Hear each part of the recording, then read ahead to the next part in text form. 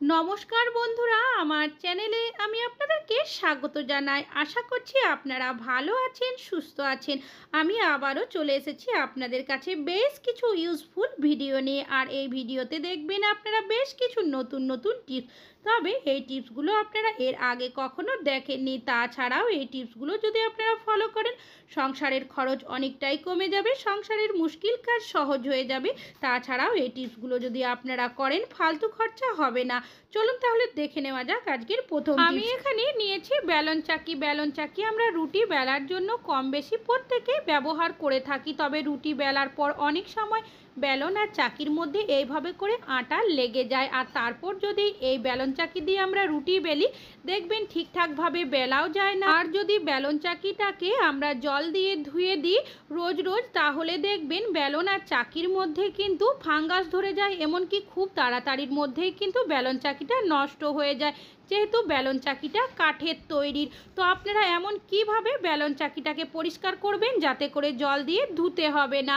আমি এখানে নিয়েছি আলু, সামান্য পরিমাণের আলু কেটে নিয়েছি। এবার ছুরির সাহায্যে আমি এরকম করে নেব যাতে করে আলুর রসটা একটু বাইরে বেরিয়ে যায়।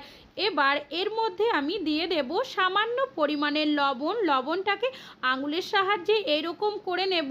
তারপর যে চাকিটা রয়েছে তার মধ্যে আমি এইভাবে করে ঘষে নেব। আলুর রস আর লবণ যে কোনো জিনিস ক্লিন করতে খুব ভালো সাহায্য করে।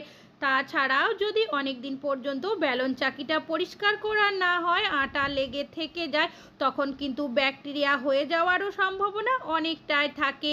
আর এইভাবে যদি আমরা পরিষ্কার করে নিই তাহলে কিন্তু জল দিয়ে ধোয়ারও প্রয়োজন নেই। আর দেখতেই পাচ্ছেন বন্ধুরা, একইভাবে আমি বেলনটাকেও একটু ঘষে নিচ্ছি।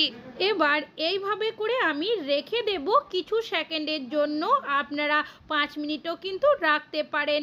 এবার দেখাচ্ছি আমি আপনাদেরকে। যদি দেখেন একটু আটা বেলন বা চাকির মধ্যে লেগে রয়েছে, হাত দিয়ে যদি এইভাবে করে ঘোচানো যায় তাহলে ঘুচিয়ে নেবেন। আর না হলে একটা চামচের সাহায্যে এরকম করে নিলেই কিন্তু দেখবেন খুব সহজেই উঠে যাবে। আমি যেহেতু খুব বেশিক্ষণ রাখিনি, কিছু সেকেন্ড রেখেছিলাম, যার কারণে এভাবে চামচের সাহায্যে যেটুকু আটা বেলন আর চাকির মধ্যে লেগে রয়েছে উঠিয়ে নিচ্ছি।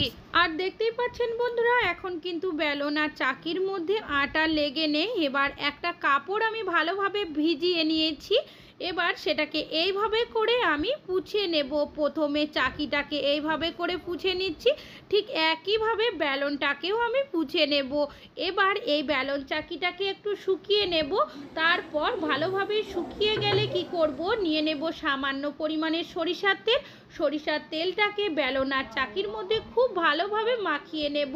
আপনারা যে কোনো কাঠের জিনিস যদি এইভাবে করে পরিষ্কার করে নেন, অনেক দিন পর্যন্ত ব্যবহার করতে পারবেন। এমনকি নতুনের মতো থাকবে, তাছাড়াও ফাঙ্গাস ধরবে না, এমনকি কাঠের জিনিস নষ্ট হয়ে যাবে না। আশা করছি এই টিপসটা আপনাদের অনেক বেশি কাজে আসবে। ভালো লাগলে লাইক করবেন। এখন চলে যাচ্ছি পরবর্তী টিপসে।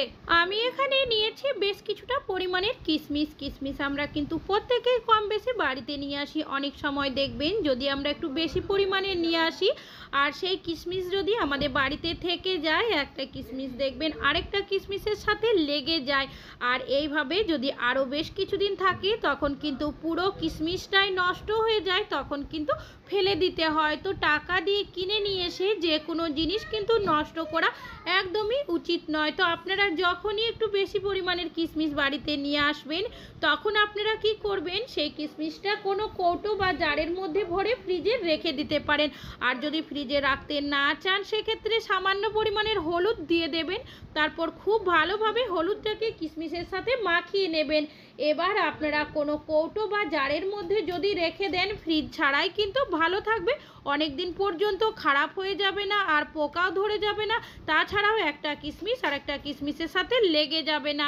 আশা করছি আপনাদের এই টিপসটি অনেক বেশি কাজে আসবে। ভালো লাগলে লাইক করবেন। এখন চলে যাচ্ছি পরবর্তী টিপস। আমি এখানে নিয়েছি একটা টিকলি। এই ধরনের টিকলি কিন্তু আমরা অনেকেই অনুষ্ঠানের সময় পরে থাকি। তাছাড়াও যারা ডান্স করে থাকে তারাও কিন্তু এই টিকলিগুলো ব্যবহার ব্যবহার করে থাকে, তবে যখনই তারা শীতের মধ্যে এই টিকলিগুলো পরে থাকে দেখবেন একটু নাড়াচাড়া করলেই কিন্তু একটা সাইডে হয়ে যায়, আর যেটা দেখতেও খারাপ লাগে, এমনকি আমাদের অনেক সময় কিন্তু বিরক্তও লাগে চারিদিকে হয়ে গেলে। তো যখনই আপনারা এই ধরনের টিকলিগুলো ব্যবহার করবেন শীতের মধ্যে, তখন এমন কিভাবে পরবেন যাতে করে একটা জায়গার মধ্যে ফিক্স থাকবে, নাড়াচাড়া করলেও একটা সাইডে সরে যাবে না। তার জন্য এখানে নিয়ে নিয়েছি ডবল সাইজের টেপ, একটা টুকরো আমি করে নিয়ে টিকলিটাকে উল্টো করে এইভাবে করে টেপটাকে লাগিয়ে দিয়েছি, তারপর কাগজের মতো অংশটাকে তুলে নিয়েছি।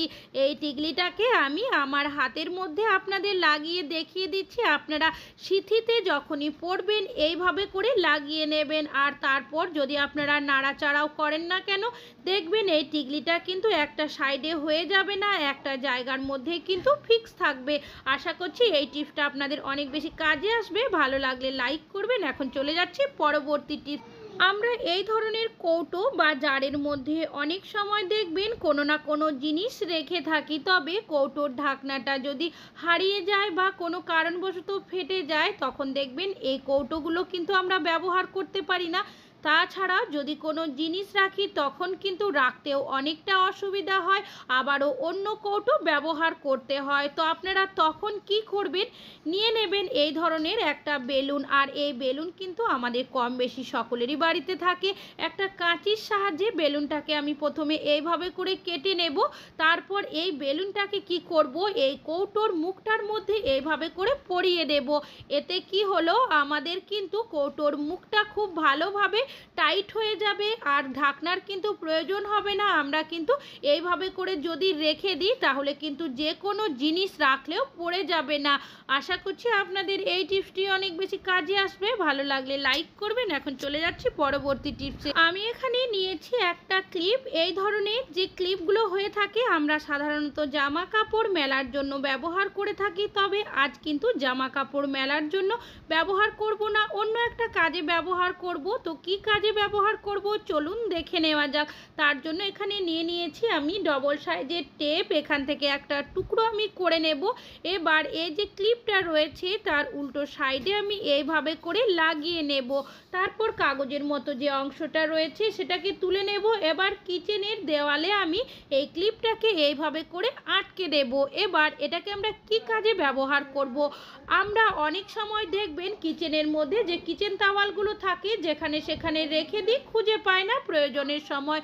তো আমরা যদি এই ক্লিপের মধ্যে এইভাবে করে রেখে দিই তাহলে কিন্তু আমাদের যখন প্রয়োজন আমরা কিন্তু এখান থেকে নিয়ে ব্যবহার করতে পারবো, আর সেখানে কিন্তু খুঁজতে হবে না। আশা করছি আপনাদের এই টিপসটিও অনেক বেশি কাজে আসবে, ভালো লাগলে লাইক করবেন। এখন চলে যাচ্ছি পরবর্তী টিপস।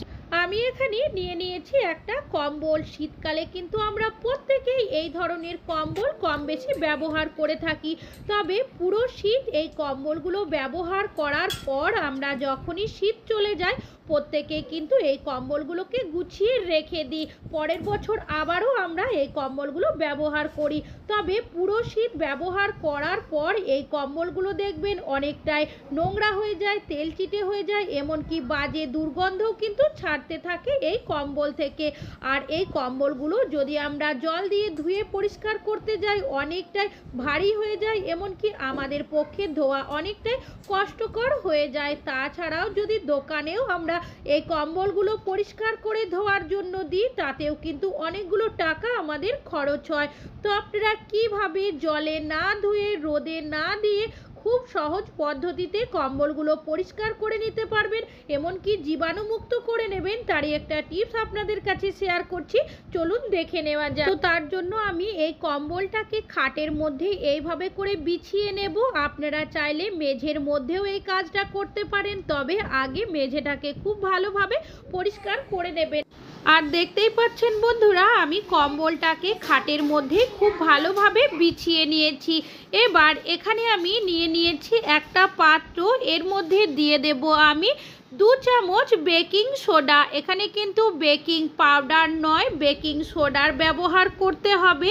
আর দিয়ে দেব আমি 1 চামচের মতো পাউডার, আপনারা যে কোনো পাউডার এখানে ব্যবহার করতে পারেন। আর নিয়ে নিয়েছি এখানে আমি কর্পূরটাকে হাতের সাহায্যে আমি এইভাবে করে গুঁড়ো করে নিচ্ছি। এটা বাজারে যে লুজ কর্পূর পাওয়া যায় সেই কর্পূরই আমি ব্যবহার করছি। আর দেখতেই পাচ্ছেন বন্ধুরা, খুব ভালোভাবে গুঁড়ো করে দিয়েছি চামচের সাহায্যে। এই 3টে উপকরণকে আমি খুব ভালোভাবে মিশিয়ে নেব।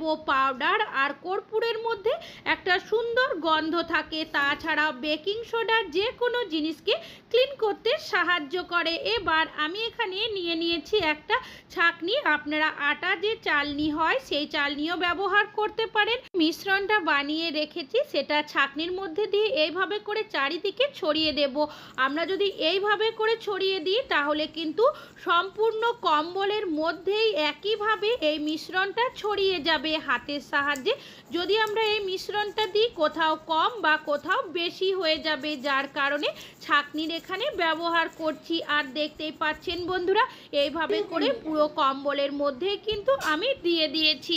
এবার এই মিশ্রণটা দেওয়ার পর আপনারা এইভাবে করে রেখে দেবেন 5 মিনিটের জন্য। আর 5 মিনিট পর কি করবেন, নিয়ে নেবেন আপনারা এই ধরনের একটা ব্রাশ। আর এই ধরনের ব্রাশ না থাকলে আপনারা চিরুনিরও ব্যবহার করতে পারেন। তবে আপনারা যখনই এইভাবে করে ব্রাশটা দিয়ে ঘষে নেবেন, কম্বলের যে সুতোগুলো থাকে তার উল্টো সাইডে এইভাবে করে ঘষতে হবে, যাতে করে মিশ্রণটা খুব ভালোভাবে কম্বলের মধ্যে চলে যায়। আর দেখতেই পাচ্ছেন বন্ধুরা যে কাজটি আমি কিভাবে করে নিচ্ছি। সোজা দিকে নয়, উল্টো দিকে কিন্তু এই কাজটা করবেন। তবে একটা সাইডে করলে কিন্তু হবে না, কম্বলের উল্টো সাইডেও কিন্তু একইভাবে ঘষে নিতে হবে। আর দেখতেই পাচ্ছেন বন্ধুরা, এই ব্রাশের সাহায্যেই কিন্তু আমি পুরো কম্বলটাকে এইভাবে করে ঘষে নিয়েছি। এবার এইভাবে করে রেখে দেব আরও 5 মিনিটের জন্য। অন্যদিকে আমি নিয়ে নিয়েছি একটা পাত্র, আর তার মধ্যে দিয়ে দেব বেশ কিছুটা পরিমাণের কুসুম গরম জল। এখানে কিন্তু নর্মাল জল ব্যবহার করলে হবে না, কুসুম গরম জলই নিতে হবে। আর দিয়ে দেব আমি এখানে সামান্য পরিমাণের লবণ, যে লবণ আপনারা রান্নাতে ব্যবহার করেন সেই লবণই এখানে দিয়েছি। খুব ভালো করে জলের সাথে আমি মিশিয়ে দিয়েছি। এবার নিয়ে নিয়েছি এখানে আমি একটা শ্যাম্পুর পাতা, আপনারা যে কোনো শ্যাম্পু এখানে ব্যবহার করতে পারেন। তো পুরো শ্যাম্পুটা কিন্তু এখানে দেব না, অর্ধেক শ্যাম্পু আমি এর মধ্যে দিয়ে দেব। তারপর খুব ভালোভাবে আমি মিশিয়ে নেব হাতের সাহায্যে। এখানে কিন্তু কোনো সার্ফ সাবান ব্যবহার করবেন না, না হলে কিন্তু কম্বলগুলো নষ্ট হয়ে যেতে পারে। তো দেখতেই পাচ্ছেন বন্ধুরা, খুব ভালোভাবে কিন্তু এটাকে মিশিয়ে নিয়েছি। আর এখন কিন্তু ফেনা হতেও শুরু করেছে। এবার এটাকে কিভাবে ব্যবহার করবেন চলুন দেখে নেওয়া যাক।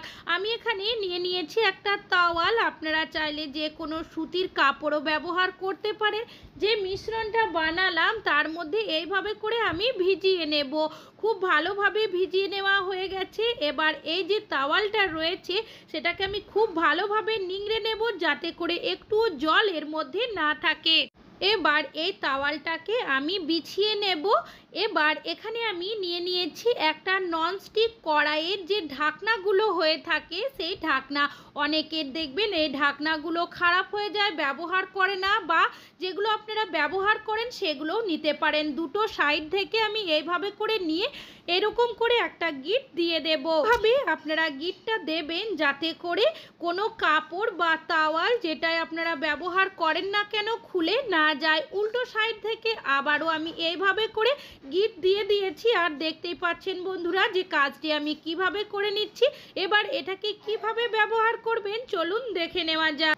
এবার যে কম্বলটা রয়েছে তার মধ্যে এটাকে এইভাবে করে দিয়ে আমরা এই রকম করে ঘষে নেব। কম্বলের যে সুতোগুলো রয়েছে তার উল্টো সাইডেই কিন্তু ঘষে নিতে হবে। যদি ভাবেন খুব তাড়াতাড়ির মধ্যে কাজটি হয়ে যাবে তা কিন্তু নয়, যেহেতু আমরা কম্বলটা বেশ অনেক দিনই ব্যবহার করেছি, অনেকটাই নোংরা হয়ে আছে, এমনকি বাজে গন্ধও কিন্তু ছাড়ছে। তো খুব তাড়াতাড়ির মধ্যে কিন্তু পরিষ্কার হবে না। যদি খুব তাড়াতাড়ির মধ্যে করেন তাহলে কিন্তু নোংরাটা থেকেও যেতে পারে, এমনকি অনেকটা গন্ধও কিন্তু ছাড়তে পারে।